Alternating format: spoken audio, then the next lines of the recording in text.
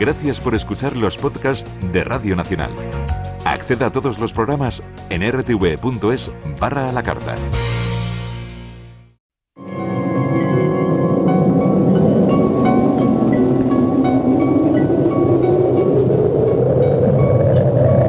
Solo cuando el túnel está en la más absoluta oscuridad es cuando puede volver otra vez la luz.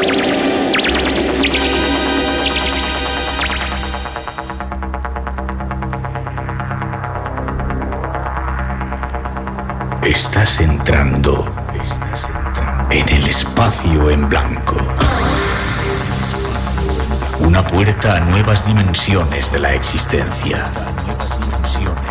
Una nueva perspectiva sobre la realidad. Espacio en blanco.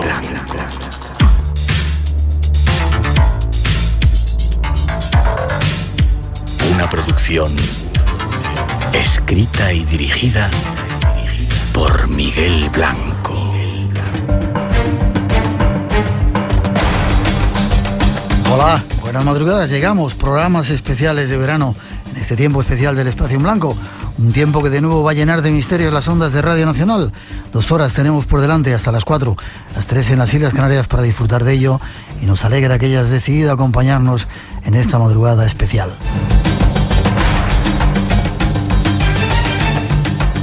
Algo que ya comience desde la casa de la radio, llegando hasta ese lugar donde nos escuchas, con los saludos de todo el equipo que esta noche se encarga de realizar el programa.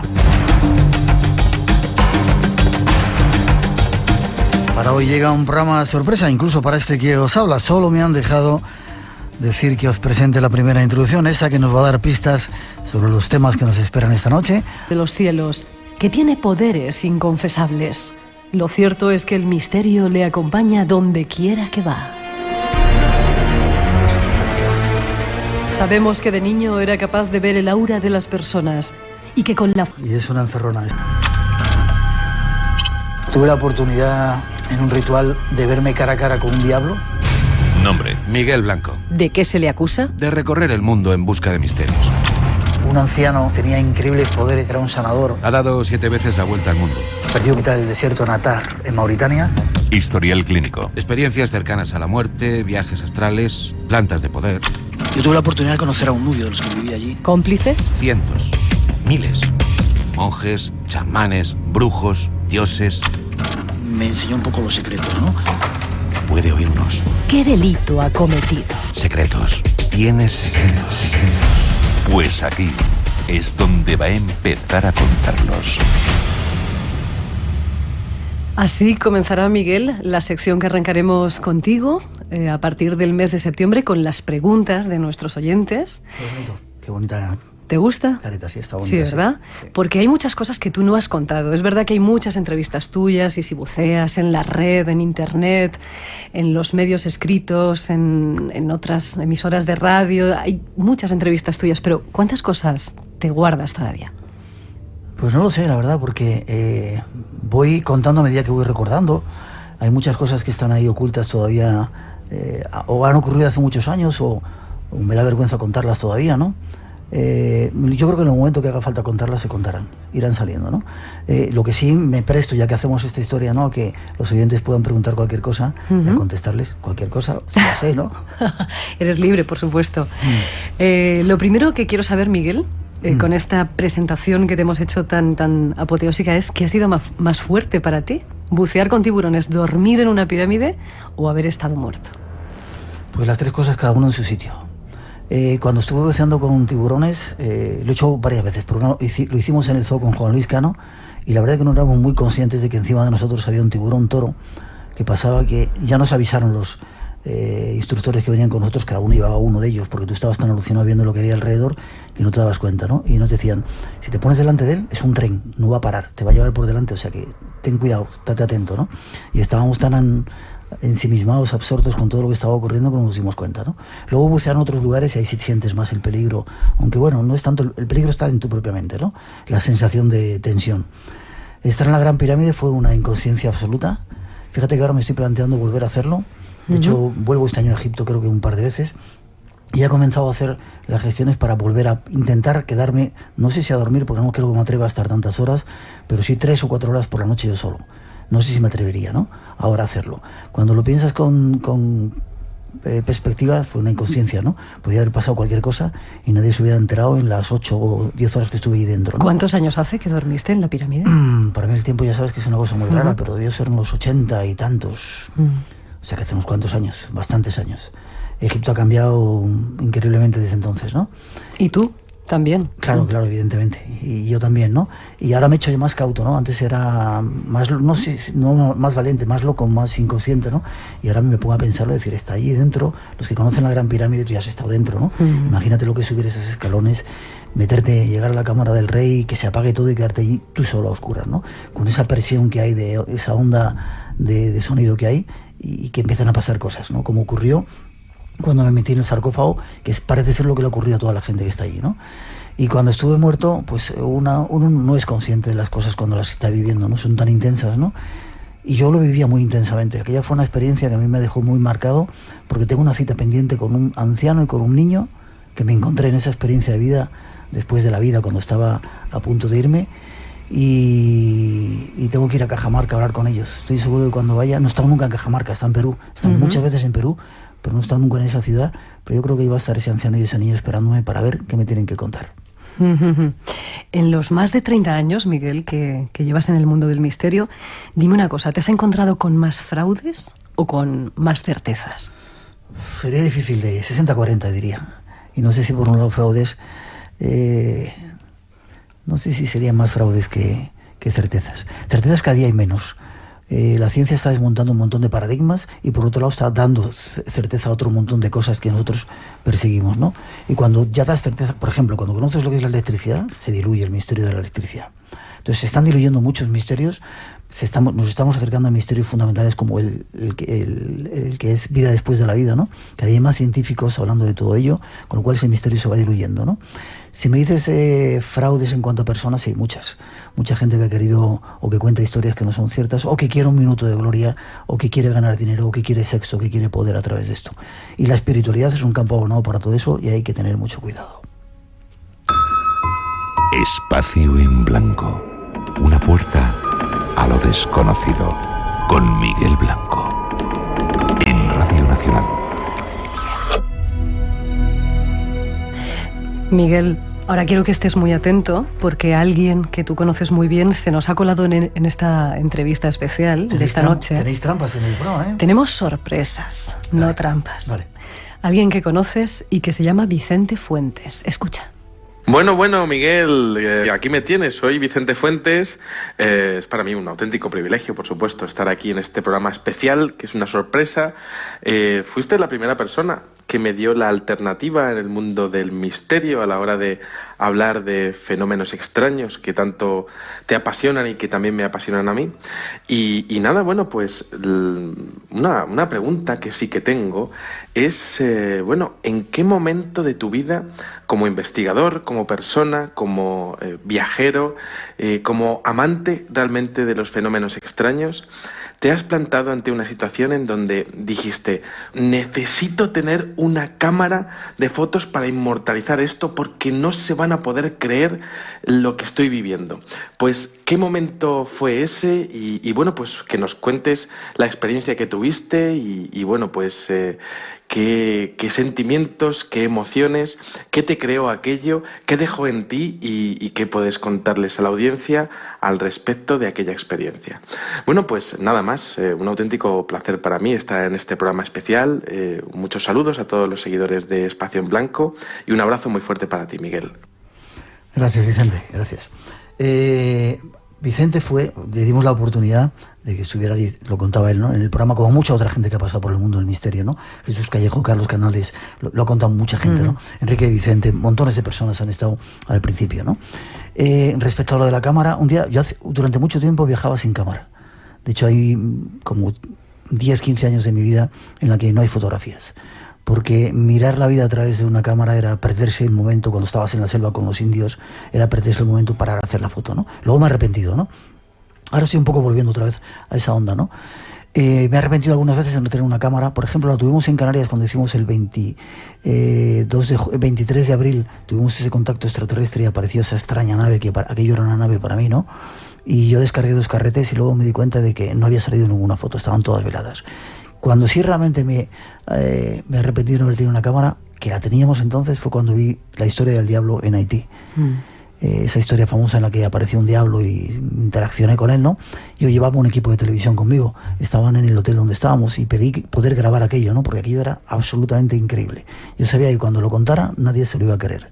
Pero te refieres a la primera vez. A la primera vez, sí. Nadie se lo iba a creer y no pudimos grabarlo, por desgracia, y es cuando me arrepiento, ¿no? Porque me hubiera encantado que la gente hubiera compartido y visto esa visión que yo tuve, esa percepción del diablo, de aquel ser que apareció. No tanto para que me creyeran, porque me da igual que me crean o no me crean, ¿no? Sino porque era algo tan extraño, tan fuera de contexto, tan increíble, que me hubiera gustado poderlo compartir. Eso y algunas otras veces que he vivido. El otro día, por ejemplo, veníamos en Petra, salíamos de Petra casi al atardecer, Petra en Jordania, íbamos hablando, iba con gente, ¿no? Y de repente iba contando que allí suceden fenómenos extraños, como que se ven luces, ¿no? Y de repente, justo a la salida del SIC, el camino se hace mucho más grande, hay una pequeña montañita enfrente y aparecieron como fuegos artificiales, pero fuegos artificiales que venían de abajo y se hacían como las palmeras esas que vemos en los fuegos artificiales, ¿no? Y se quedaban ahí bastante tiempo. Y dije, ¿lo habéis visto? Venían conmigo personas. Me hubiera encantado poder tener una cámara que captase eso, ¿no? Lo vimos en 2 ocasiones, ¿no? Pero me he dado cuenta que la mayoría de los fenómenos que tienen importancia no los puedes captar. Los tienes que captar con el corazón y ahí es donde los guardas. Y bueno, vuelvo a mi antigua costumbre de hace muchos años. No llevo cámaras, me lo quedo dentro y si lo creen bien y si no, no pasa nada, yo lo he vivido. Hemos comenzado ya, Miguel, a viajar contigo. Tu faceta de viajero es una de las que más interesa a los oyentes, a la gente que te sigue. ¿Tú llevas la cuenta exactamente de los países que has visitado? No exactamente. Un día amigos empezaron a hacer la cuenta, empezamos con el globo terráqueo, empezamos 100 y pico, 140. Yo no sé si han sido tantos, no pierdo, perdón.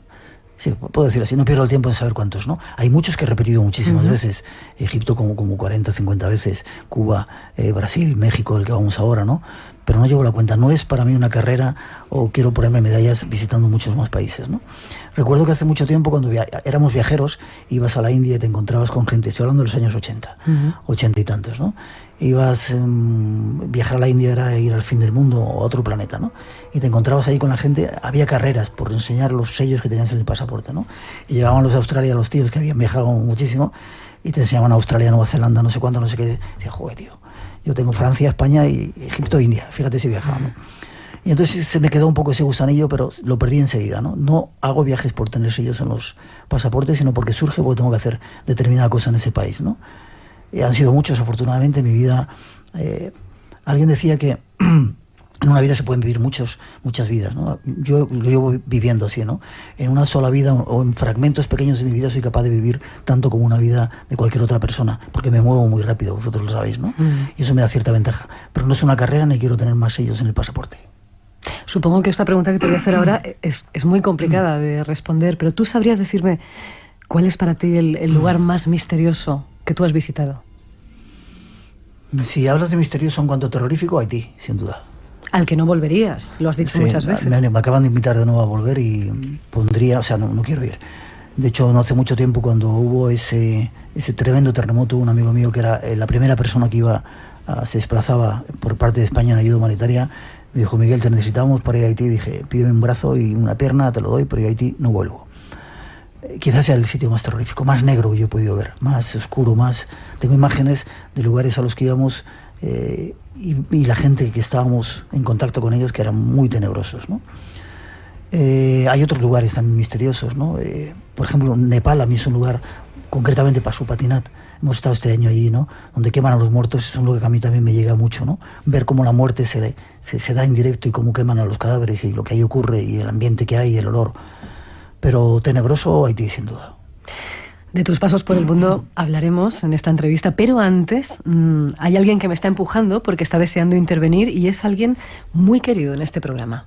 Escucha. Miguel, estoy seguro de que muchos oyentes están deseando que les cuentes tus aventuras por todo el mundo. pero a veces no es necesario salir de nuestro país para encontrar enclaves mágicos. ¿Cuáles son tus lugares favoritos de España para sentir el misterio?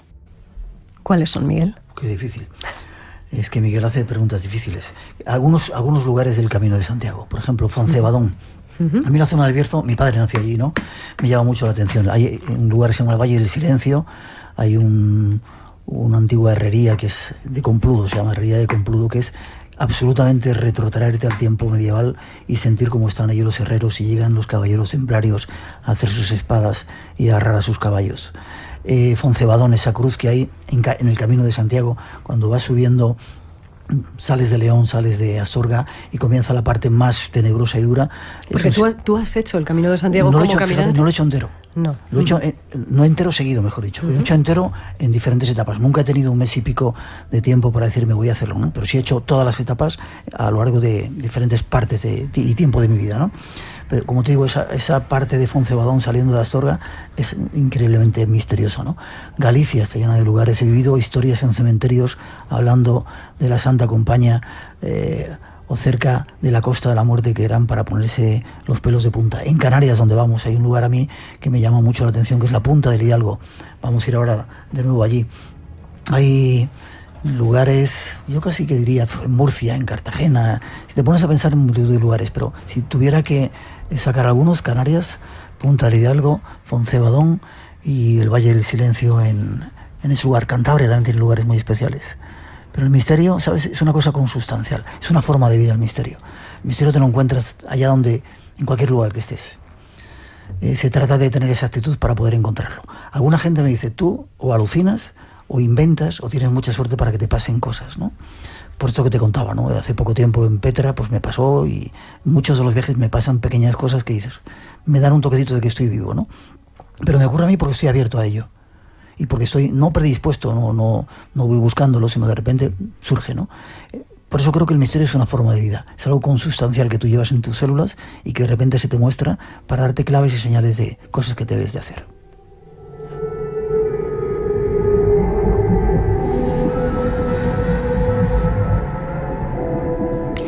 Si hay un escenario, Miguel, que yo sé que a ti te fascina y que además conoces muy bien, es el desierto. Y en alguna ocasión has dicho que estás convencido de que sus arenas esconden muchos secretos. Además, tú has tenido la gran suerte de convivir con los tuaregs. ¿Qué te enseñaron ellos? ¿Qué aprendiste del desierto de mano de los tuaregs? Yo entonces iba de atleta, de Iristorro y de Sabiondo, y me enseñaron que era un absoluto patán. ¿Sabes lo que es un patán? ¿Qué? Es un normal profundo. Tuve la oportunidad de estar 39 días, no llega a los 40, con ellos, porque en un campamento de campo en Gulimín, en Marruecos, esto no sé si lo he contado muchas veces, había un niño que tenía problemas, un niño pequeño que lloraba, pedí permiso al padre y le pusimos agua con sal y le dimos una cremita en los ojos y de repente el niño dejó de llorar. Y el anciano, el tipo que estaba allí, que era un anciano, dice, puedes considerarte nuestro invitado. Era un campamento de cambio de los tuaregs que truecan, no tienen dinero, y ellos dejaban sal, plata y una serie de cosas que iban haciendo por ahí a cambio de también sal, a cambio de la harina y una serie de cosas que ellos necesitaban para comer.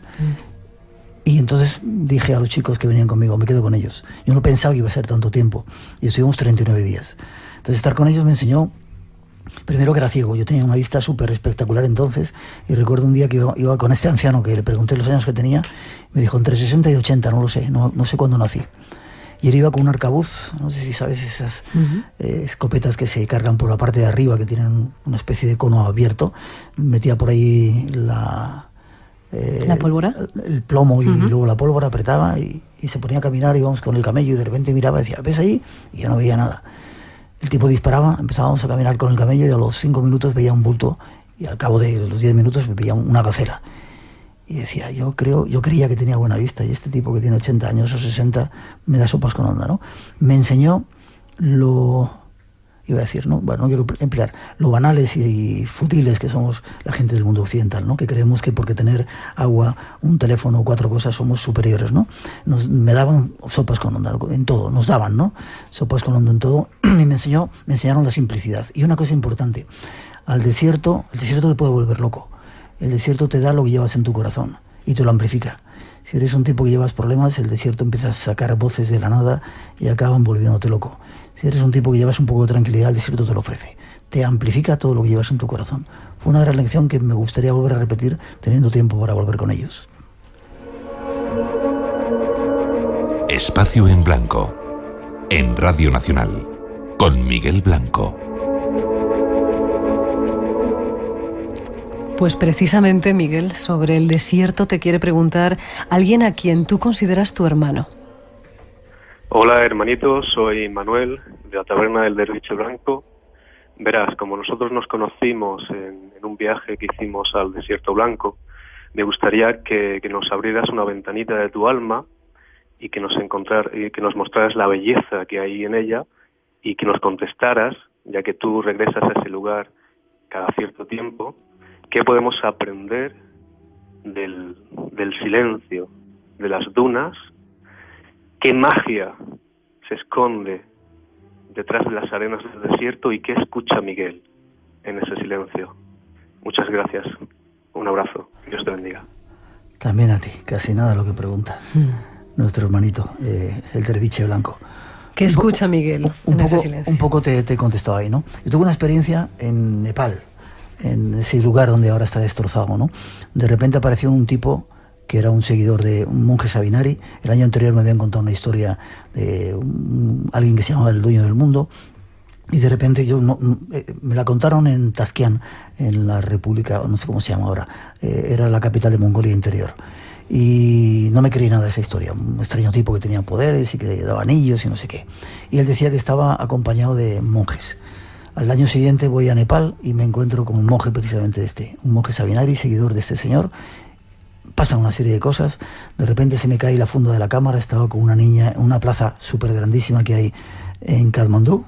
Me doy la vuelta a coger la cámara, a la funda de la cámara, y cuando me levanto, el tipo que había estado a 1 metro de mí había desaparecido. Y la niña que estaba conmigo dice, anda, se ha ido.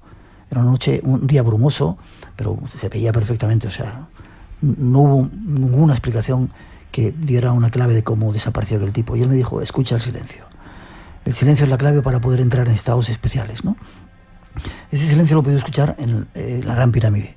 Se escucha en el desierto, es una especie de ruido blanco, zumbido. Y alguien dice que es la forma, el lenguaje que tiene Dios para comunicarse con tu alma. Lo que pasa es que estamos tan llenos de ruidos que no llegamos a ese silencio nunca, ¿no? Entonces tiene que llegar otra forma de hablar Dios, que son las aparentes casualidades. Te va dando claves, casualidades, para que te vayas dando cuenta, ¿no? A mí yo trato de buscarlo cada día más, no tengo una necesidad cada día más potente de sentir ese silencio, y cada día es más difícil de sentirlo, ¿no? ¿Y qué ventana se me abre ahí, como decía Manuel? Pues quizá eso, el reconectar con lo que uno es, ¿no? Y que haya mucha gente, muchos poderes, muchos intereses en este planeta a los cuales no le interesa que el silencio sea patente, ¿no? Nuestro programa, a pesar del ruido que hacemos, creo que es un programa silencioso, ¿no? A mí me gusta mucho escuchar la radio, ¿no? Y cuánto ruido hay, cuánto follón y cuántas palabras vacías.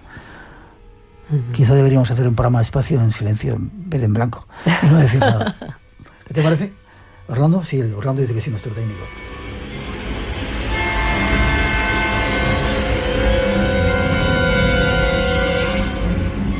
También, Miguel, si no me equivoco, los huicholes de México con los que estuviste te transmitieron esta enseñanza del silencio, ¿no? Escucha el silencio. Se repite en casi todas las culturas, ¿no? En todas las tradiciones, como el primer paso para entrar hacia ti mismo, ¿no?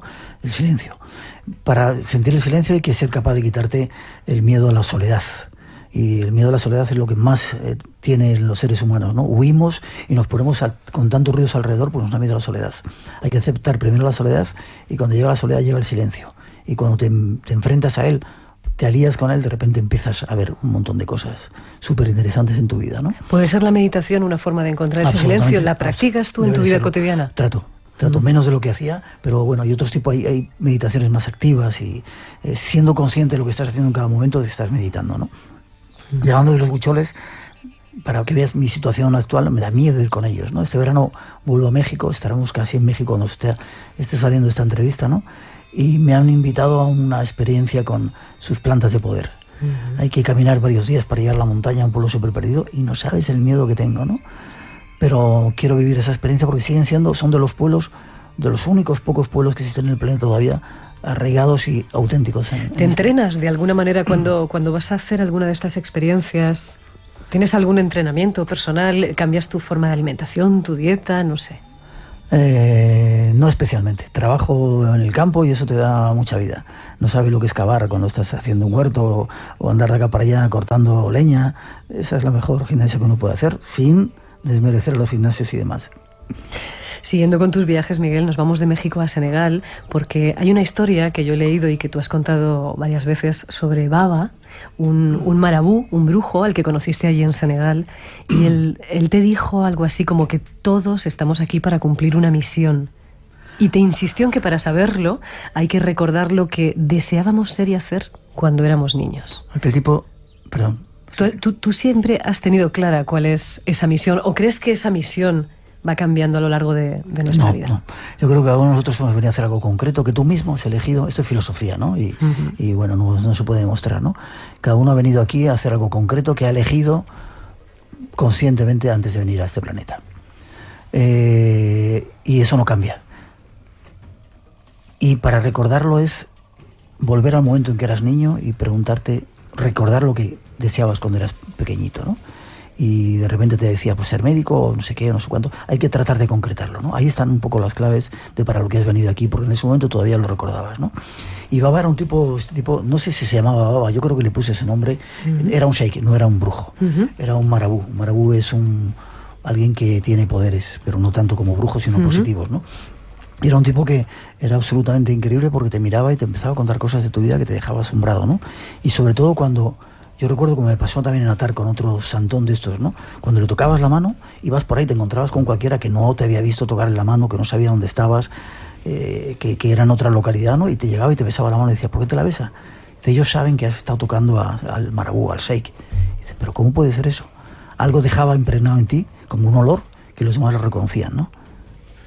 De ahí la importancia, no se ha visto en otras culturas, de besar la mano, ¿no? Es una forma de transmitir un tipo de energía que fluye por ahí, como las feromonas. ¿Y esa misión, Miguel? ¿Cuál es tu misión? Compartir ha sido hasta ahora y comunicar y disfrutar haciendo radio.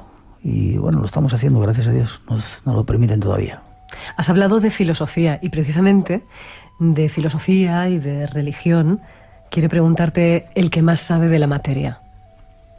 Miguel, yo me quiero meter en tu pellejo y preguntarte aquello que me preguntan a mí muchas veces. ¿Tú estás totalmente convencido de lo que dices? ¿Te lo crees totalmente? ¿O te pasa también como a mí que algunas veces somos un tanto escépticos de lo que decimos en público? Yo pienso y te pregunto si no crees que de verdad es solo la filosofía y no la religión, la filosofía de verdad, la que nos enseña a estar situados dentro del mundo. Complicada la pregunta. Antonio Piñero.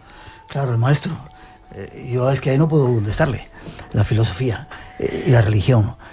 ¿Hay más de filosofía que de religión en ti? Yo creo absolutamente en todo lo que digo porque lo he vivido. De hecho, cuando doy conferencias trato de únicamente, no puedo aportar mucho de conocimiento leído en libros porque lo he hecho, pero me parece palabras vacías, ¿no? Trato de contar mis propias experiencias y soy tan inconsciente que cuento experiencias fuera de contexto como del diablo que no se cree nadie o como que cuando era pequeñito veía a Laura, etcétera, etcétera, porque lo creo profundamente, porque ha ocurrido así y porque para mí es una verdad, ¿no? Eso para mí se ha convertido en una forma de vida que implica las dos cosas, una filosofía de vida y una religión, sin ser adscribirme a ningún tipo de religiones, ni cristiano, ni nada de eso, aunque, bueno, soy creyente, ¿no? Entonces, yo creo que son las dos cosas, ¿no? La filosofía, en cuanto forma parte de tu vida, es la realidad, igual que para mí la religión, ¿no?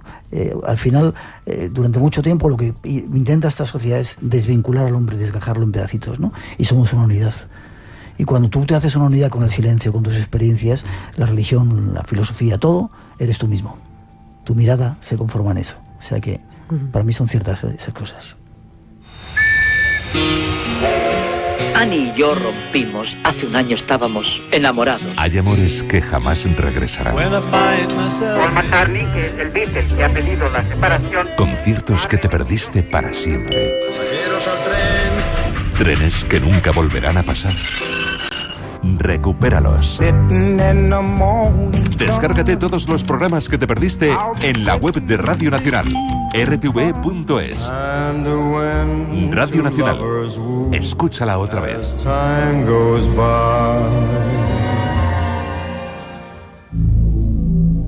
Si te gusta el misterio, lo desconocido, tienes una cita con nosotros. De 2 a 4 de la madrugada, del sábado al domingo. Espacio en Blanco, con Miguel Blanco, en Radio Nacional. Con Rosa Rodríguez esta noche, en el papel de presentadora dirigiendo el programa. Y con Miguel Blanco en el papel de entrevistado, respondiendo muy bien todas las respuestas. De momento no te estás saliendo por la tangente, ¿eh? Que estás hablando, hemos hablado ahora hace un momentito de religión, de religiones. Tú has tenido la oportunidad de conocer de cerca la mayoría de ellas, por no decir todas las religiones que hay, ¿no? En los viajes que has hecho en el mundo. No sé si me falta alguna. Pero bueno, sí, Sikhs, prácticamente, Parsis, ¿no? Bueno, Parsis, unos cuantos, las grandes, budistas, por lo menos, las grandes y religiones. Las pequeñas, claro. Hay una, los Bahá'í, la fe Bahá'í. Hace poco tiempo en Israel nos enseñaban el templo de los Bahá'í, donde está esa cultura, ¿no? Esa religión tan extraña. Me interesó mucho durante mucho tiempo, o me ha interesado mucho el tema de las religiones. Los Bahá'í, cuéntanos esto. Mucha gente seguro que no lo conoce. Haremos un programa sobre ello porque es bastante complicado, ¿no? Teóricamente sería la última revelación de Dios. No te puedo decir fecha, 1800 no sé cuánto, a principios de 1900 creo que era la fecha, y bueno, surgió un grupo de personas que aceptan muchos de los compromisos y los credos de otras religiones, incluso a los propios profetas, ¿no? Y Bahá'u'lláh, que ese profeta, ¿no? Hablaba de un montón de cambios y de cosas que iban a suceder, ¿no? Su centro principal en España está en Tel Aviv, es un sitio absolutamente increíble, ¿no? No te puedo contar mucho más, porque necesitaría más datos, ¿no? Pero quizá hablemos algún día de todo ello, ¿no? Y de todas estas religiones, Miguel, ¿hacia cuál te sientes más cercano, ¿no? ¿Con cuál te identificas más? ¿O has hecho tú ahí tu propia composición religiosa? Me gusta mucho el budismo, por la sencillez que tienen, me gusta mucho. Sencillez cuando no lo conoces mucho, cuando excavas y vas a los templos esos, qué cantidad de budas extraños tienen y terroríficos, y qué sitios tan extraños, ¿no? El zen me gusta, y los derviches, esa filosofía o religión del desierto, quizá creo que es para mí es muy cercana, ¿no? También muchas de las cosas del cristianismo, ¿no? Yo creo que todas las religiones han bebido o beben de la misma fuente, ¿no? Lo han explicado en diferentes lenguajes para diferentes pueblos, pero están hablando exactamente de lo mismo, ¿no? Pero yo me acerco más ahora mismo al zen, budismo, a los derviches posiblemente, y algunos pasajes cristianos que me parecen absolutamente increíbles. Fíjate, no nos has hablado del hinduismo, y en cambio la India es uno de los países que más veces has visitado, y de hecho tú allí tienes grandísimos amigos, entre ellos Chandra, si no me equivoco, que es alguien muy espiritual, que te dijo una vez que la vida se rige por ciclos de 7 años y que todo tiene un sentido. ¿A qué se refería cuando te dijo esto? Él era un seguidor de, alguno de los maestros que ha habido por la India, ¿no? Osho era uno de ellos. Yo recomiendo que eches un vistacito a la filosofía de Osho, eso lo digo a nuestros oyentes, ¿no? Y él habían determinado, y eso es algo ya que se sabe a nivel incluso celular, que cada 7 años cambia el ser humano, nos cambia incluso las células, cambia nuestra piel, cambia absolutamente todo nuestro interior.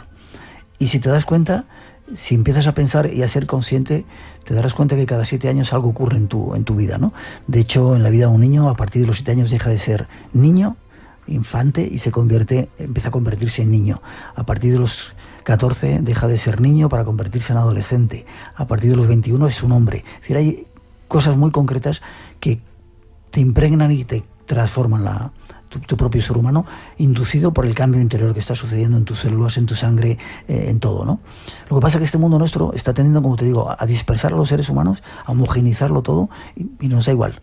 No somos conscientes de cómo va pasando las cosas. Por ejemplo, ¿te das cuenta de cuando los ciclos que vivimos, la primavera y eso, en tu vida? Si te pregunto cómo está la luna ahora, ¿te das cuenta de cómo estás?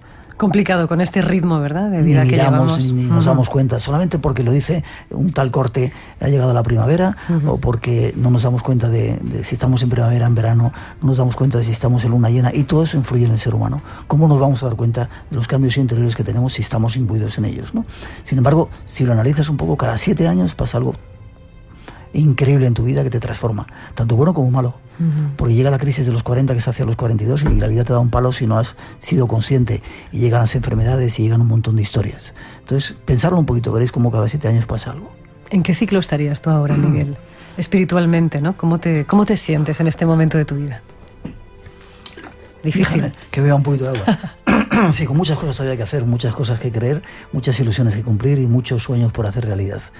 Sobre todo, sin abandonar esa mirada de niño y de crédulo. Mucha gente me dice, pero tú te lo crees todo. Sí, quiero seguir creyéndomelo todo. Y más ahora que tengo un niño a mi lado, que bueno, él me quita muchas veces la ilusión, me dice, pero tío, no sé qué, pero míralo bien.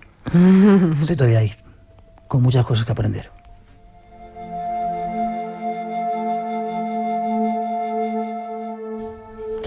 Con muchas cosas que aprender y muchos viajes que seguir haciendo para seguir aprendiendo, Miguel. Ahora hay un vuelo al que te voy a invitar a embarcar, y además te adelanto que vas a volar en cabina con un piloto que conoces muy bien. Qué bien.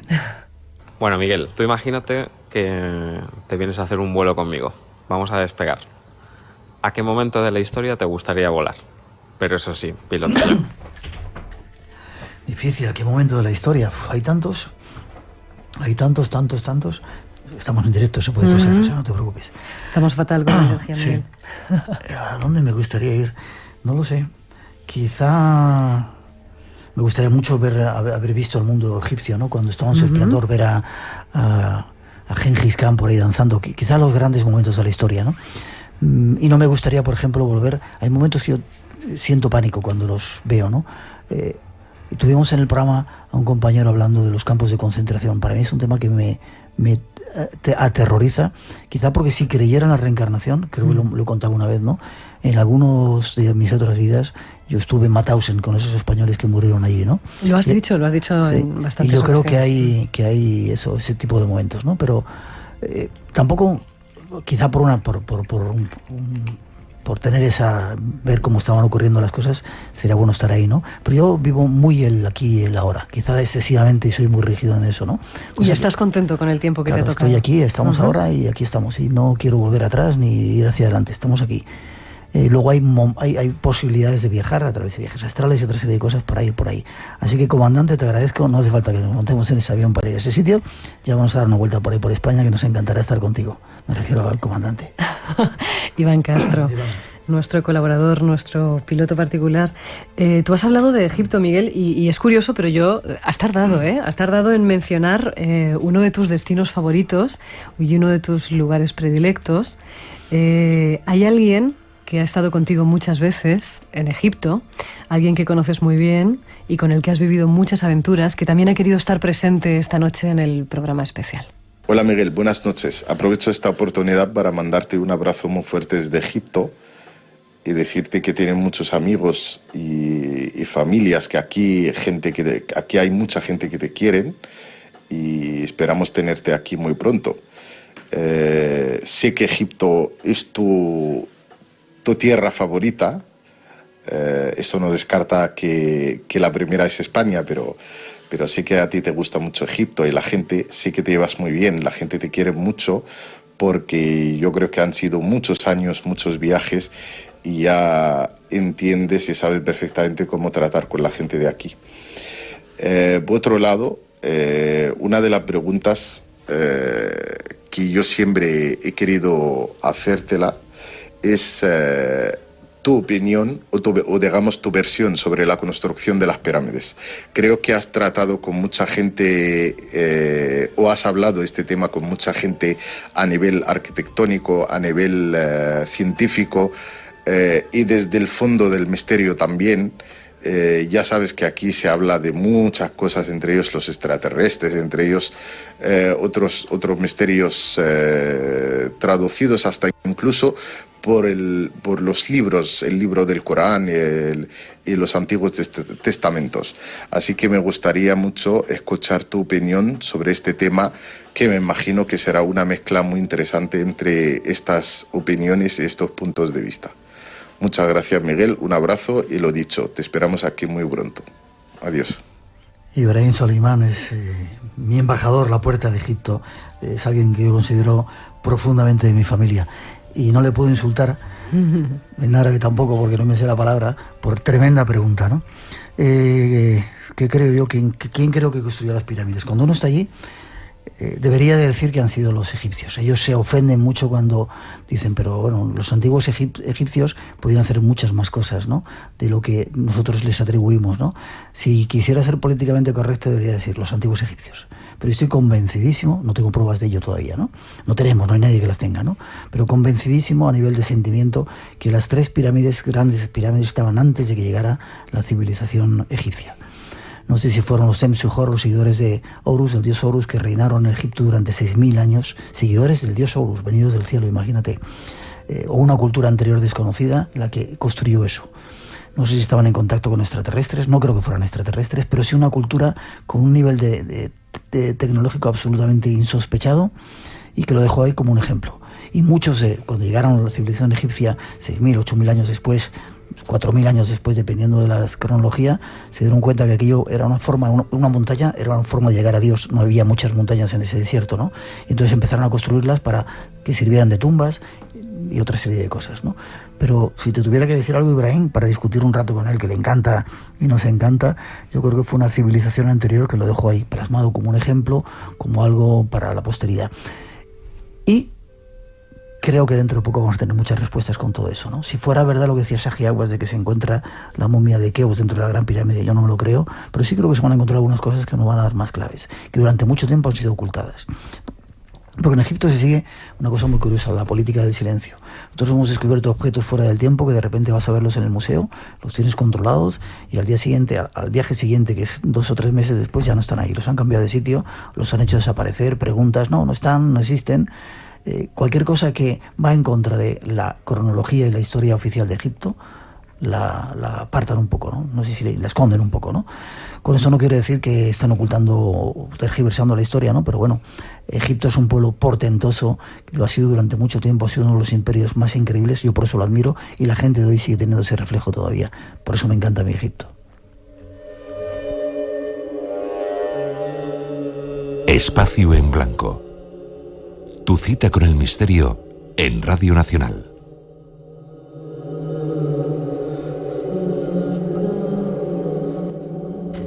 Cuando empezábamos la entrevista, Miguel, has dicho que tienes la necesidad de volver otra vez a pasar una noche en la Gran Pirámide. ¿Qué buscas ahora? En relación a lo que buscaste en aquel momento, ¿no? ¿Qué experiencia nueva quieres encontrar o qué nueva respuesta? No, sobre todo probarme en mí mismo, ¿no? Y ver hasta qué punto el nivel de conciencia que adquirí, que recuerdo que adquirí hace mucho tiempo, ¿no? Y el tiempo te va cambiando un poco las percepciones o los recuerdos que tienes de las cosas, ¿no? Ver si eso fue así y es así de cierto, ¿no? Yo cada vez que voy me quedo con unas ganas infinitas de quedarme rato en la Gran Pirámide, ¿no? Y hay que estar peleando con los guardianes, hay que estar, es una pelea constante, ¿no? Entonces tengo muchas ganas de decir, dejarme tranquilo el tiempo que yo necesite, que no sé si será 1 hora, 15 minutos, 5 horas, para volver a conectar con ese lugar tan especial, ¿no? Yo recuerdo cuando me metí dentro del sarcófago, que le ha pasado a Javier Sierra y a alguna otra gente con la que he hablado, ¿no? Empiezan a pasar cosas. Yo recuerdo el sarcófago mide 1 metro, como 2 metros, por 1 metro, no sé, 50, no sé exactamente las medidas, ¿no? Pero yo cuando me tumbé dentro de él, sentí como que aquella roca se adaptaba a mi cuerpo como si fuera un segundo traje, una segunda piel, ¿no? Y como que era una escafandra para salir de viaje. Superé el miedo, el temor de estar en silencio y estar a oscuras y los miedos de que se cayera la Gran Pirámide encima, etcétera, etcétera, etcétera, y empezó un viaje. Empecé a ver luces, empecé a escuchar sonidos y empezó un viaje. Quiero volver a sentir a ver si eso es así o si eso es algo que sigue estando en mi mente como producto de la imaginación. Me gusta también, cada vez que voy a los lugares, resentir cómo está el poder de las piedras. Las piedras tienen poder y se van activando o desactivando dependiendo de la conciencia de los seres humanos. Ver un poco cómo está todavía ese momento, está en este momento la Gran Pirámide. Por eso me gustaría hacerlo. Es curioso, Miguel, porque tengo la sensación de que tú hace años te iniciaste en todo este tipo de experiencias cuando entraste a la pirámide, cuando viviste, por ejemplo, en el Amazonas el ritual del yopo con los indígenas piaroas, donde descubriste por primera vez tu animal de poder, y hace un ratito nos has comentado que ahora te apetece otra vez hacer un ritual, no sé si es el mismo o semejante, donde también te vas a reencontrar con tu animal de poder. Estoy en un ciclo de eso de 7 años, entonces la vida va siendo como elipses. No es circular exactamente, va dando vueltas y de repente sube y vuelve. Entonces estoy volviendo a un momento de mi vida en el pasado en el que necesito recuperar ciertas frescuras, ciertas respuestas y necesito renovar y volver a hacer ciertas experiencias. Quizás sea por eso. Y quizá porque me sigue yendo la marcha, aunque cuando tienes hijos ya sabes cómo te cambia la vida, ¿no? Eres más cauto, ¿no? Pero necesito vivir ciertas cosas para tener respuestas precisas y sentirme vivo por dentro. Me gustaría preguntarte que, bueno, yo he sido oyente del Espacio en Blanco. Espacio en Blanco ha vivido muchísimas etapas en muchas emisoras de radio. ¿Y qué dirías tú que diferencia esta etapa que estás viviendo aquí, que estamos viviendo aquí en Radio Nacional, de aquellas otras etapas, la de M80, la de Onda Cero, la de Radio Voz, aquella primera etapa de Radio Nacional? ¿Dirías que hay alguna diferencia o que el Espacio en Blanco, por el hecho de ser un programa de autor, sigue siendo lo mismo, ¿no? En esencia. No hemos cambiado hemos cambiado nosotros, han cambiado ellos. Fíjate, yo me pongo a veces a escuchar en esas plataformas o en cintas que yo tengo en casa programas antiguos y hemos cambiado muchísimo. El Espacio en Blanco ha cambiado muchísimo en cuanto a forma de hacer músicas, estructura, temas, muchísimo. ¿En qué se diferencia este de ahora? Somos gente más madura, tenemos perspectiva, con lo cual eso es ya bueno, ¿no? Y últimamente lo decimos mucho, ¿no? Ya no vamos tanto al misterio por el misterio o dar miedo por dar miedo, sino que buscamos respuestas. Después de 30 años creo que tenemos la suficiente, no solamente madurez, sino hemos tenido tantos puntos de vista que ahora ya podemos aportar respuestas. Y es un poco lo que pretende hacer ahora el Espacio en Blanco. Yo lo veo más maduro, técnicamente muy bien hecho a nivel de radio, no porque lo hagamos nosotros, ¿no? Muy trabajado, con músicas muy precisas. Podíamos hacerlo todavía mucho más, pero bueno, a veces por falta por mi parte de tiempo, ¿no? Pero creo que es un programa técnicamente de radio muy bien hecho, que se escucha muy fácilmente y que encima aportamos respuestas. Y que interesa, es curioso, no solamente a la gente que le va al misterio, a los frikis del misterio, entre los cuales yo me incluyo, sino a todo tipo de gente. Porque hay algo en él que suena a tu voz, ¿no? Esa voz tan increíble que tú tienes, con ese efecto que le ponemos, hay algo que comunica y dices, ¿qué está pasando ahí? Entonces abrimos ventanas y damos respuestas, que yo creo que es lo que le caracteriza ahora en estos momentos. Queremos más respuestas tuyas, así que no te vamos a dejar irte todavía. Vamos a dar paso a nuestros compañeros de informativos, Miguel, y volvemos después contigo, después del boletín informativo, ¿vale? Vale. Si te gusta el misterio, lo desconocido, tienes una cita con nosotros. De 2 a 4 de la madrugada, del sábado al domingo. Espacio en Blanco, con Miguel Blanco, en Radio Nacional.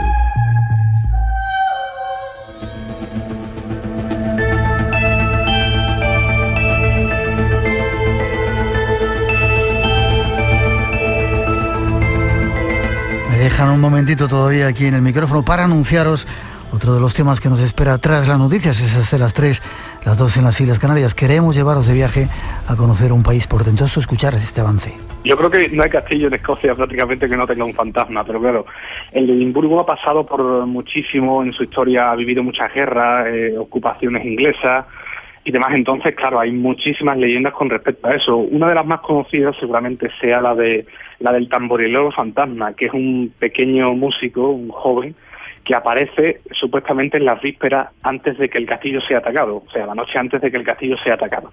Apareció por primera vez en 1650, antes del asalto de Cromwell, y lo más curioso de este fantasma es que no tiene cabeza, o sea, es un fantasma descabezado, entonces siempre es un mal augurio. Además hay muchos fantasmas que son de ese tipo en Escocia, que previenen de tragedias, ¿verdad? Escocia misteriosa, con un nuevo invitado que llegará después de una pequeña entrevista todavía que me van a seguir haciendo a mí. Dicen, hay otros amigos que se acercan al Espacio en Blanco. Estás en el Espacio en Blanco aquí en Radio Nacional. No te vayas, que enseguida regresamos tras noticias. Tenemos mucho que contaros. Enseguida volvemos.